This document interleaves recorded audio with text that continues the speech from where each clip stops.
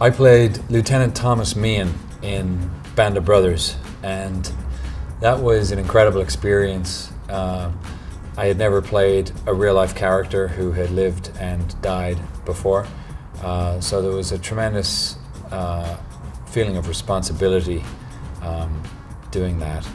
Also, because I knew, and because it's based on actual history, that my character died in his C-47 over Normandy. I only had a certain amount of scenes to sort of bring him alive, so I did as much research as I could. There was a research sort of portfolio given to me by the production team that I used as best I could, and obviously read Stephen Ambrose's book, and just did my best to try to bring Thomas Meehan alive. It was very nerve-wracking. That scene in the hangar with all those guys and explaining Operation Overlord. I think that was my first day. That's a hell of a scene to show up and just do on your first day. It was also extremely cold, so it was everything I could do just to stop my teeth from chattering.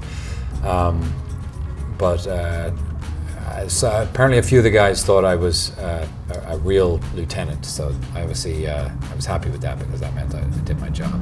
But I hadn't been to boot camp with a lot of those other guys, so I was very much an outsider, but I was also playing their leader, so it was a tricky role to play because of that. After Band of Brothers was done and dusted, I found out from one of the webbing guys, the guys that help you with all your webbing that you wear on your over your uniform, told me that there was going to be a memorial for that plane that crashed in a small farming town called Bouzeville-au-Plain over Normandy, and I made the decision to go and be present. So here on the website there should be some things you can explore with regard to that story, some pictures you can see, and you can read my account of it and some of the photos I took. It was a very, very special day, and at the end of it all, I held a ring in my hand that was excavated from the site, which had the initials TM engraved on the inside of the ring.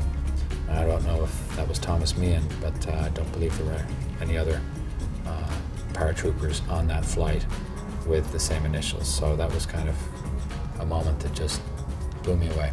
On Band of Brothers, I met Richard Speight Jr., who later I worked with in The Agency a year after that, and he's still a good buddy, and he's also a Twitter buddy too. So props to Richard Speight Jr.